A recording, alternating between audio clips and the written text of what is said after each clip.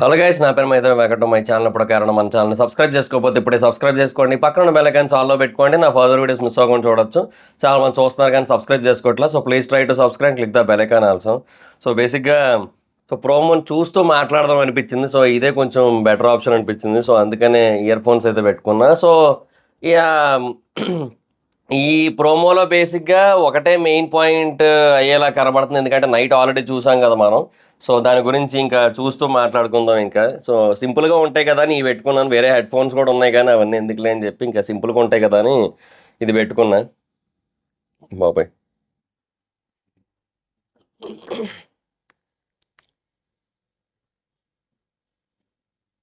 Sita versus బేబక్క ఒకటైతే ఇప్పుడు మళ్ళీ ఆ కూర కోసమే స్టార్ట్ అయింది. పప్పు కోసం, కూర కోసం. Hats off to your nominations. Next level nominations ఇది. మామూలుగా లేదుగా.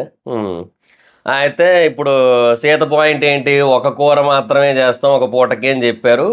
రాత్రి ఏమో చికెను ఆలు కర్రీ చేశారు, 2 కూరలు చేశారు. ఎందుకు చేశారు, ఇప్పుడు నేను ఒక ఎగ్ బుర్జీ చేసుకుంటానంటే ఎందుకు వద్దు అన్నారు. సో ఇది బేసిక్గా సీత పాయింట్. అయితే ఇప్పుడు ఒకటి, ఇప్పుడు సీత ఆవిడ చెప్పిన ఎక్స్ప్లెనేషన్ ఏంటి, బేబక్క చెప్పిన ఎక్స్ప్లెనేషను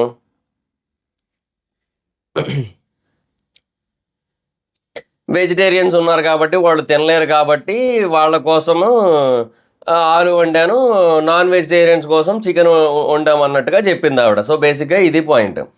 అయితే ఇక్కడ బేబక్క చెప్పిన ఎక్స్ప్లెనేషన్ రైటే. ఇప్పుడు ఎందుకంటే ఒక కూర అని చెప్పాము అంటే అది అందరికీ వర్తించే టైంలో.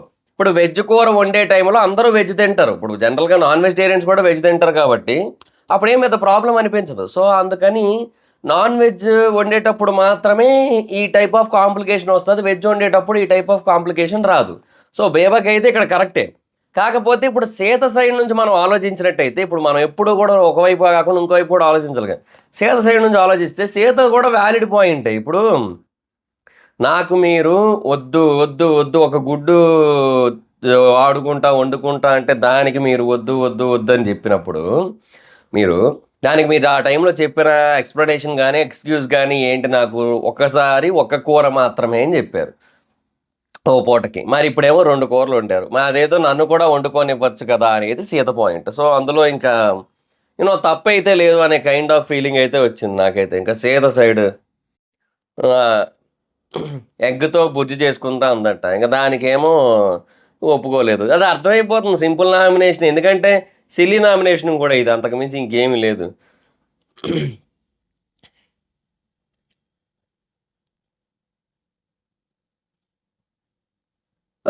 ఇప్పుడు మరి సోనియా ఎవరినో అంటుంది రెస్పాన్సిబిలిటీ తీసుకోలేనప్పుడు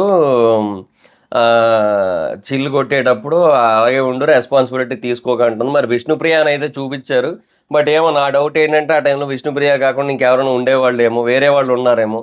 ఎందుకంటే ఇప్పుడు రెస్పాన్సిబిలిటీస్ చీఫ్గా ముగ్గురు ఉన్నారు కదా. ఎందుకో తను అటువైపు తిరిగి మాట్లాడుతున్న ఫీలే వస్తుంది నాకు. సో అది సిచ్యువేషను. సో దానివల్ల ఏంటంటే చెప్పలేం మనం, మైట్ బి ఏదైనా జరగచ్చు. అండ్ అయితే ఒకటి విష్ణుప్రియ గురించే అయినట్టయితే అది కూడా వాస్తవమే. ఎందుకంటే విష్ణుప్రియని మనం గమనించినట్టయితే చాలా ఫన్ మోడ్లో ఉంటుంది. మ్యాక్సిమం ఎక్కడా కూడా ఎక్కువ ఇంటరాక్షన్ ఉండట్లేదు. ఏదో అప్పుడప్పుడు కొంతవరకు మాత్రమే మాట్లాడుతుంది, అట్లాగే ఉంటుంది. ఈవెన్ మొన్న మీమ్ కూడా వచ్చింది Disney plus Hotstar Telugu YouTube ఛానల్లో. ఏమని, ఒక షార్ట్లో మీమ్ వేసాడు తన మీద. ఆ, అది మణికంఠ అక్కడ కూర్చొని చెప్తుంటాడు కదా, నాకేం తెలుసు, నాకు అలా అవుతుందని నాకు తెలియదు కదా, లేదు నేను మీ దగ్గర ఎందుకు బ్యాడ్ అవుతానని చెప్పి. సో ఆ టైంలో విష్ణుప్రియ అందరూ సీరియస్గా ఉన్నారు, మనోడు కూడా గొడవ పడుతున్నాడు, ఇదంతా నడుస్తోంది. ఆ టైంలో విష్ణుప్రియ అక్కడ పక్కన సెపరేట్గా కూర్చొని అని డ్యాన్స్ వేసుకుంటుంది. So ignore your problems like Vishnupriya ignored అని చెప్పి డిస్నీ ప్లస్ హాట్స్టార్ వాళ్ళు కూడా ఒక మీమ్ అయితే వేశారనమాట. సో అది సిచ్యువేషన్. సో అట్లాగే నిజంగా ఆవిడ కొంచెం ఫన్ మోడ్లోనే ఉంది, ఇంకా సీరియస్ మోడ్లోకి రాలే. మేబీ మెల్లిగా వద్దాం అనుకుంటుందో ఏమో, మరి నాకు అర్థం కాలే కానీ బట్ ఇప్పటికైతే రాలే.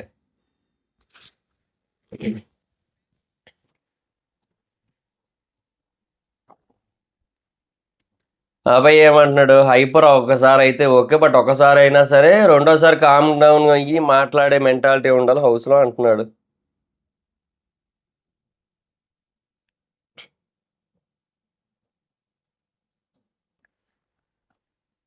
మీరు ఆయనకి వకాల్తా మాట్లాడుతున్నప్పుడా? ఓకే. ఏం ముత్తాత అన్నట్టు వినపడింది నాకు ముందు. వత్తాసా? ఓకే. ఓహో! అది ముత్తాత అన్నట్టు వినబడుతుంది నాకు ఇందాకటి నుంచి. ఓకే. వత్తాసు. ఓకే. మీరు అదే ఆదిత్య ఓంకి అభయ్ సపోర్ట్‌గా మాట్లాడుతున్నప్పుడు అన్నప్పుడు ఏదో డిస్కషను. సో, అలా జరిగింది గదా! మనోడు మళ్ళీ లోపలికొచ్చిన తర్వాత ఆదిత్య ఓం గారు నీకు ఆ మంత్రాలు అది పాడావు, పాట పాడావు. సో, పాజిటివ్‌గా ఉంది నీకు. సో, అదొక స్పేస్ దొరికింది నీకు అదంతా చెప్పారు గదా! సో, ఆ టైంలో ముందు అభయ్ వచ్చారు. తర్వాత ఆదిత్య ఓం వచ్చారని చెప్పి చెప్తున్నాడు.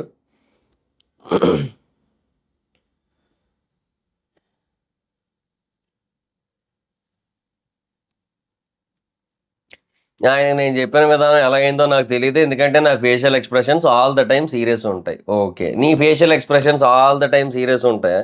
ఎప్పుడు అలా లేవే. మరి అంతెందుకు నిన్న నిద్ర లేచారు కదా! కుక్కలు సౌండ్ మొరిగినప్పుడు ఆ టైంలో అని ఒక సౌండ్ నాకు ఎక్స్‌ప్రెషన్ ఇస్తూ లేసాడు మరి. మరి అంతే కదా! అలాగే లేసాడు మరి. సీరియస్‌లీ. అదేదో వింత ఎక్స్‌ప్రెషన్ ఇచ్చాడు అనుకోని. అనుకోని లేసాడు. అది మరి సీరియస్ ఎక్స్‌ప్రెషన్ ఏముందో అందులో? All the time serious expressions అనేది అబద్ధం అది. అదేది మేబీ క్యాజువల్ నోట్‌లో చెప్పేసాడేమో గానీ, but all the time serious expressions ఉంటాయనేదైతే మాత్రం వాస్తవం అయితే కాదు. డెఫినిట్‌గా. ఆయన ఒక్కోసారి ఒక్కో రకమైన ఎక్స్‌ప్రెషన్ ఇస్తున్నాడు. అండ్ బట్ డెఫినిట్‌గా గొడవలు జరిగినప్పుడు ఆర్ ఏదైనా డిస్కషన్స్ అయినప్పుడైతే మాత్రం సీరియస్ ఎక్స్‌ప్రెషన్సే ఉంటున్నాయి. అదైతే వాస్తవం.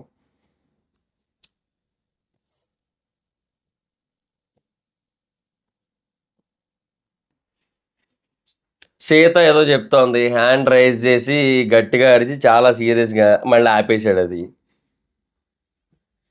నువ్వెవరు చెప్పడానికి మేము సీరియస్‌గా లేమని. మా సీరియస్‌నెస్ మాకు తెలుసు అని ప్రేరణ. ఈ వాదన ఇప్పుడప్పుడే తెగదులేండి. ఎందుకంటే ప్రేరణ పాయింట్ ఏదైతే ఉందో అది తన సైడ్ నుంచి తన రైటు, వాళ్ళ సైడ్ నుంచి వీళ్ళ రైట్. అంటే వీళ్ళేంటంటే షో పరంగా చూస్తున్నారు. వాళ్ళేంటంటే వాళ్ళ పరంగా చూస్తున్నారు. సో, ఎవరి చాయిస్ ఆఫ్ థింకింగ్, ఎవరి థాట్ ఆఫ్ థింకింగ్ వాళ్ళది. సో, ఇద్దరిది తప్పు అనలేం. ఇద్దరిది రైట్ అనలేం. సో, బోత్ ఆర్ రైట్ ఇక్కడ. ఆర్ బోత్ ఆర్ రాంగ్ ఇక్కడ. నేను అన్‌ఫిట్ అయితే ఈవీకి వెళ్ళిపోతానని మణికంఠ. బేసిక్‌గా నిన్నొక్కడినే కాదు, సోనియాని నిన్ను ఇద్దరిని కలిపి పంపాలని చూస్తున్నారు బయట ప్రేక్షకులు. మరి టూ మచ్ ఇరిటేటింగ్ ఉన్నారు ఇద్దరు గూడా. లెట్స్ సీ ఏమవుతదో. నాకనిపిస్తున్న పాయింట్ నేను చెప్తున్నాను. ఒకవేళ ఆడియన్స్‌కి నేను నచ్చకపోతే నన్ను కూడా బయటికి పంపేస్తారన్నాడు Abhay. Abhay is so practical and genuine గూడా. And so entertaining also. Live చూసినోళ్ళకి తెలుస్తది. అభయ్, శేఖర్ భాష వీళ్ళిద్దరూ లైవ్‌లో బాగా ఎంటర్‌టైన్ చేస్తున్నారు. శేఖర్ భాష కొంచెం ఆ వన్ లైనర్స్ మరీ ఎక్కువ పట్టుకుంటుండు ఈ మధ్య. ఆ! అదేందది ఏదో అన్నాడబ్బా! ఆహ్, బన్నుని ఓవెన్‌లో పెడితే ఏమవుతదంటే వేడవుతదంటే గరం అవుతది గదా! సో, బన్నుని ఓవెన్‌లో పెడితే అది బంగారం అలా చెప్పాడు. ఏవేవో చెప్తున్నాడు ఇట్లాంటియి చాలా వదులుతున్నాడు. ఒకటి కాదు, 2 కాదు. శేఖర్ భాష అసలు తగ్గట్లేదు ఈ విషయంలో మాత్రం. అంటే ఇది ఎప్పుడో మేము 'జబర్దస్త్‌లో' ఉన్నప్పుడు మాకు బాగా అలవాటైపోయిన ఆటో పంచులనమాట. చిన్న చిన్న ప్రసాద్ అన్న ఎక్కువేస్తుంటాడు మా పంచ్ ప్రసాద్ అన్న. అట్లా మాకు అలవాటయిపోయింది. బట్ ఏంటంటే డెఫినిట్‌గా ఈయనవి చాలా యూనిక్‌గా ఉంటున్నాయి. అదైతే డెఫినిట్‌గా బా అనిపిచ్చింది.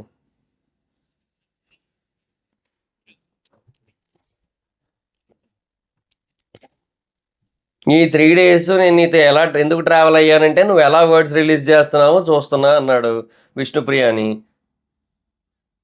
సో, అందుకు నాతో ఈ 3 డేస్ ట్రావెల్ అయ్యావా అని విష్ణుప్రియ. అది. అంటే ఇప్పుడు బేసిక్‌గా నిఖిల్ విషయంలో కూడా అంతే. నేను ఆల్రెడీ లైవ్ చూసిన రోజు ఫస్ట్ డే లైవ్ గురించి మాట్లాడినప్పుడు డే 1 లైవ్ కోసం నేను మీకొక పాయింట్ జెప్పా. నేను ఏడ్చైనా, నేను అరిచైనా, ఏం చేసైనా నేను ఈ ఇంట్లోంచి కదలను అనే మాట జెప్పాడు మణికంఠ. సో, ఇది చాలా clear. Manikanta is so fake at the same time he is a gamer. తను మనుషుల్ని అబ్జర్వ్ చేస్తున్నాడు. అటు నిఖిల్‌ని కావచ్చు, ఇటు వేరే వాళ్ళని కావచ్చు. He is almost trying to observe everyone. అంటే వీళ్ళెలా ఉన్నారు, వాళ్ళెలా ఉన్నారు, వీళ్ళెలా ఆడుతున్నారు, వాళ్ళెలా ఆడుతున్నారు అనేది ఆలోచిస్తూ వాళ్ళని ఏ పాయింట్‌లో నెగెటివ్ చేయొచ్చు అని ఆలోచిస్తున్నాడు. మీరు నిన్నటి ఎపిసోడ్ మీరు చూసారో లేదో, అంటే ఈ విషయాన్ని నోటీస్ చేశారో లేదో నాకు తెలీదు. యాక్చువల్‌గా నిఖిల్ సోనియాకి ఎదురుగా నుంచొని అరుస్తున్నాడు. ఎదురెదురుగా సోనియా కూర్చొనుంది. నిఖిల్ ఎదురుగా ఉండి అరుస్తున్నాడు. సీ డెఫినెట్గా నిఖిల్ సైడ్ డామినేషన్ అయితే గట్టిగా ఉంది, నిఖిల్ డామినేషన్ చూపించడానికి ట్రై చేస్తున్నాడు, అందులో నో డౌట్. కాకపోతే ఏంటంటే ఇంకా ఆ టైంలో తన పాయింట్ ఏదైతే ఉందో అది తను ఎక్స్ప్లెయిన్ చేయడానికి ట్రై చేస్తున్నాడు. అయితే సోనియాకి తిని ఇలా ఎక్స్ప్లెయిన్ చేస్తున్న టైంలో మణికంఠ అక్కడి నుంచి కూడా మాట్లాడలే. మణికంఠ చివర కూర్చున్నాడు కదా, అక్కడి నుంచి కూడా మాట్లాడలే. మణికంఠ ఏం చేశాడు తెలుసా, ఆ టేబుల్ బల్లలు ఉన్నాయి కదా, బల్లల మీద కూర్చున్నారు, బల్ల వెనక్కి వచ్చి సోనియా వెనక్కి వచ్చి నుంచొని, మరి నువ్వెందుకు మాట్లాడావు, తాను నైన్కి ఎందుకు మాట్లాడలే, మరి నువ్వెందుకు మాట్లాడావు, నైన్కి ఎందుకు మాట్లాడలే, మరి నువ్వెందుకు మాట్లాడావు, నైన్కి ఎందుకు మాట్లాడలే అని అరుస్తున్నాడు అక్కడ. Attention seeking. అక్కడి నుంచి అరిస్తే వేరు. ఇప్పుడు వీళ్ళిద్దరు అరుచుకుంటారు కాబట్టి ఫోకస్ వీళ్ళ మీద ఉంటుంది, మనం అక్కడ దూరిపోదాం. అది అది ఆ అటెన్షన్ సీకింగ్ ఉందన్నమాట. అది నేను నిజంగా ఇది Bigg Boss is a reality show and it's a psychology show. మనుషుల సైకాలజీని అర్థం చేసుకుంటే ఆటోమేటిక్గా ఎవరు ఎలాంటి వాళ్ళు అర్థమైపోతారు. నేను పల్లవి ప్రశాంత్ కోసం స్టార్టింగే చెప్పా ఇతను ఇలాంటి వాడు అని చెప్పి. ఎందుకు, నాకు సైకాలజీ అర్థమైంది, అతని సైకాలజీ. బట్ మీకు ఎవరికి అర్థం కాలేదు, అండ్ ఆదిరెడ్డికి అర్థం కాలే, శ్రీనుకి అర్థం కాలే, ఎవరికి అర్థం కాలే, పల్లవి ప్రశాంతే భజన చేశారు మొత్తం అంతా కూడా. So this is very clear. So human సైకాలజీలో ఎవరు జెన్యూన్ కాదు, ఎవరు ఆర్టిఫిషియల్, ఎవరు ఫేక్, ఇవన్నీ అర్థమవుతాయి. సో అవన్నీ కొంచెం ఆలోచించడానికి ట్రై చేయండి. ఇదే నేను చెప్పే పాయింట్, అంతమించి ఇంకేయట్లేదు. సో ఇక్కడ తను కావాలని అటెన్షన్ కోసం ట్రై చేస్తున్నాడు. Okay, at the same time వేరే వాళ్ళని ఎక్కడ పాయింట్అవుట్ చేయొచ్చు, ఎక్కడ నెగిటివ్ చేయొచ్చు, వాటి కోసం కూడా చాలా గట్టిగా ట్రై చేస్తున్నాడు. సో నాకేం తెలియదు, నాకేం రాదు, ఇదైతే మాత్రం ఫేకే. డెఫినెట్గా వేరే వాళ్ళని నెగిటివ్ చేయడానికి అయితే మాత్రం చాలా గట్టిగానే ట్రై అయితే చేస్తున్నాడు. You are trying to politicize the event, ప్రతిదాన్ని రాజకీయం చేయాలని చూస్తున్నాం అన్న శేఖర్ భాష మాటలు 100కి 200% రైట్ నిజంగా ఈ విషయం మాత్రం. ఎందుకంటే ప్రతిదాన్ని కావాలని తనకు అనుకూలంగా మార్చుకోవడం కోసం, అంటే ఏదో అంటే ఏదో జరిగితే ఒక మాట చెప్తారు,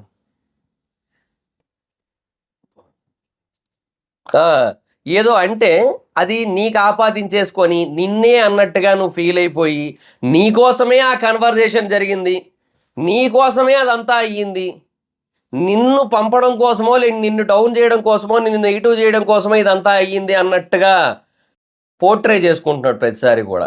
సేమ్ పల్లవి ప్రశాంత్ స్ట్రాటజీని యాక్చువల్గా పల్లవి ప్రశాంత్ ఏం చేయలేదు నిజానికి. లాస్ట్ సీజన్ 2వ వారం నామినేషన్తో పల్లవి ప్రశాంత్ మీదకి ఇదంతా వచ్చినా పల్లవి ప్రశాంత్ పోర్ట్రే చేసుకోలే. సంహో ఇట్ ఈస్ గుడ్ అని చెప్పొచ్చు. ఇంకా పల్లవి ప్రశాంత్ ఈ విషయంలో కొద్దో గొప్ప బెటర్. మణికంఠ అలా కూడా కాదు, వచ్చిన ప్రతి అవకాశాన్ని కూడా సింపతికి పోర్ట్రే చేసుకోవడానికి ట్రై చేస్తున్నాడు. నిజంగా is a sympathy star, very huge sympathy star, sympathy seeking star. ఇప్పుడు మనకి కొంతమందిని చూస్తే జాలి వేస్తుంది, వాళ్ళు మనం జాలి పడాలన్న ఉద్దేశంతోనే అలా చేస్తారు. మీకు ఒక స్టోరీ చెప్తా, ఫేక్ బెగ్గర్ స్టోరీ. ఇప్పుడు ఒకసారి ఒక వీడియో బాగా వైరల్ అయింది. ఒకసారి ఒక అతను చూడండి, బెగ్గర్స్ కాళ్ళు లేని వాళ్ళు చిన్న బల్లలాగా ఉండి దగ్గర చక్రాలను తోసుకుంటూ వస్తుంటారు అయ్యా అని అడుగుతూ. సో అలాగా ఒక అతను చిన్న బండి మీద తోసుకుంటూ వచ్చి అడుగుతూ ఉంటే అతని దగ్గరికి వెళ్ళి పరిగెట్టుకుంటూ వెళ్ళి అతన్ని అందులో దాని మీద తోసేసి కింద పక్కకు తోసేసి అతని డ్రెస్ షర్ట్ ఒకటి పెద్దది కుర్తాలాంటిది వేసుకున్నాడు, అది పైకి తోసేసి ఆ తర్వాత కిందన కాళ్ళు అది తాడులా కట్టేసి ఉండడం, లేదంటే ఏదో టేపు లాంటి దాంతో చుట్టేసి ఉండడం, అంటే చూడు వైట్ కవర్ ప్లాస్టిక్ కవర్ ఉంటుంది కదా దాంతో చుట్టేసి ఉన్నాయి అనమాట. సో అది కట్ చేస్తే కాళ్ళు బాగానే ఉన్నాయి మనిషికి. సో హీజ్ నాట్ ఏమంటారు వికలాంగుడు కాదు అతను, కాళ్ళు లేకపోలేదు, అతనికి ఉన్నాయి, కాళ్ళు ఉన్నాయి. కానీ మనం అతన్ని కాళ్ళు లేవు అనుకొని జాలిపడి డబ్బులు ఇస్తాం అతను మనకు కనబడిన విధానాన్ని చూసి. ఎందుకంటే మనకి ఆ తోపుడు బండి మీద మోకాళ్ళ మీద ఉన్నట్టే కనబడి కాళ్ళు లేవయ్యా, డబ్బులు ఉన్నాయా అంటే అయ్యో పాపం కాళ్ళు లేవు ఎట్లా పని చేసుకుంటాడని మనం ₹1, ₹2, ₹5, ₹10 ఇస్తాం మనం. సో బేసిక్గా ఇది సినారియో, అవునా కదా, అది situation. So Manikanta is doing the same thing. So Manikanta ఇప్పుడు నా దృష్టిలో ఒక ఫేక్ బెగ్గర్ అంతే, ఇంకా అంతకుమించి ఇంకేం లేదు. Just he's trying to create artificial sympathy అంతే, అంతకుమించి ఇంకేం లేదు.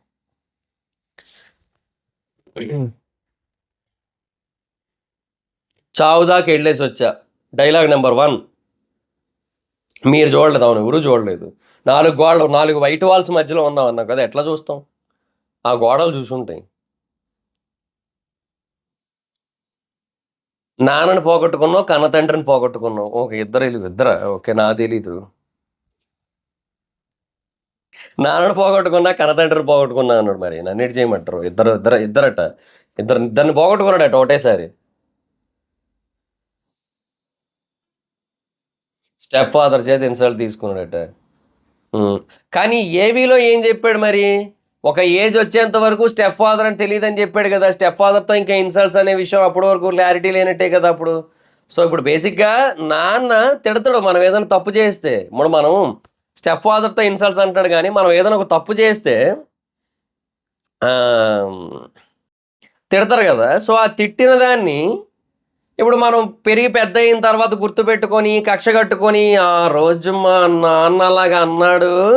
ఈరోజు ఇప్పుడు చూడు నడవలేని స్థితికొచ్చాడు కదా! ఇప్పుడు చూడు చూపిస్తా అని ఎవరు అనుకోరు గదా!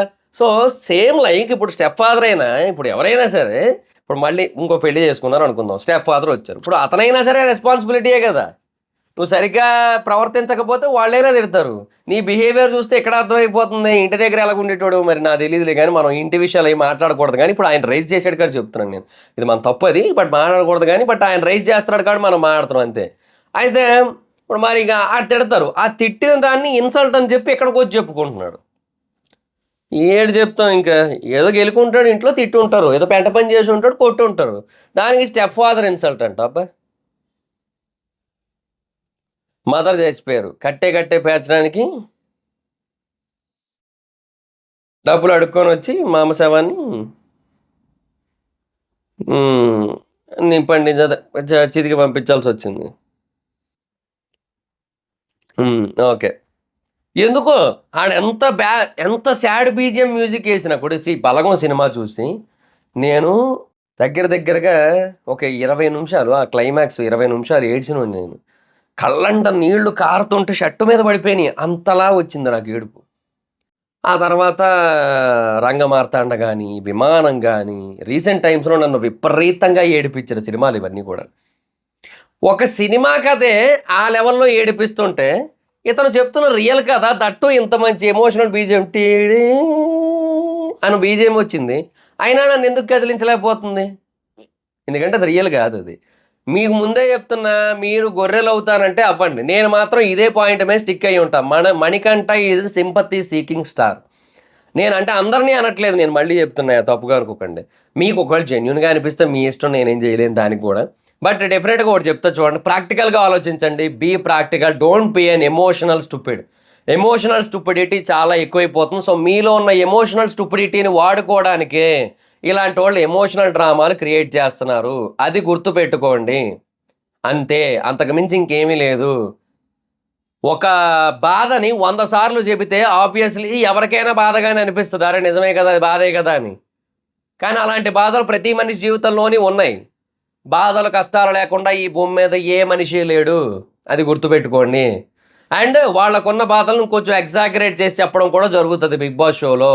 ఎందుకంటే పాపులారిటీ కావాలి, సింపతి కావాలి, డబ్బులు కావాలి. అంతే. ఇంక అంతకు మించి ఇంకేమి లేదు. So, be practical. Don't be an emotional stupid. And vote for the players. Not for the emotional seekers. Emotional stupidity seekers. Okay. That is my point. అంతే అంతకు మించి ఇంకేం లేదు. ఇదే నేను చెప్పాలనుకునే point. So, that's it guys. ఇది video. Promo అయితే ఇంతే. మరి మీకేమనిపించింది ప్రోమో చూసిన తర్వాత? మీ అమూల్యమైన అభిప్రాయాన్ని కింద కామెంట్ సెక్షన్‌లో తెలియజేయండి. ఆహ్, అమూల్య గారితో డిస్కస్ చేసి అయినా చేయండి. మీ ఇంటి చుట్టుపక్కల ఎవరైనా ఉన్నట్టయితే అమూల్య అనే పేరుతో, అంటే అమూల్యమైన అన్నాను కదా! సో, అట్లైనా చేయండి. మీ ఇష్టం ఇంకా. So, that's thank you. ఈ వీడియో మీకు నచ్చితే లైక్ చేసి ఈ వీడియోని షేర్ చేయండి. ఇప్పటివరకు ఎవరైనా మన ఛానెల్‌ని సబ్స్క్రైబ్ చేసుకోకపోతే ఇప్పుడే సబ్స్క్రైబ్ చేసుకోండి. పక్కన బెల్ ఐకాన్ ఆల్‌లో పెట్టుకోండి. నా ఫర్దర్ వీడియోస్ మిస్ అవ్వకుండా చూడొచ్చు. చాలా మంది చూస్తున్నారు కానీ సబ్స్క్రైబ్ చేసుకోవట్లేదు. So, please try to subscribe and click the bell icon also. నా ఇన్‌స్టాగ్రామ్ ఐడీ జబర్దస్త్ మైదర్. మీ అక్కడ కూడా వచ్చి ఫాలో అవ్వచ్చు. Thank you so much guys. Bye from meet next video. Bye.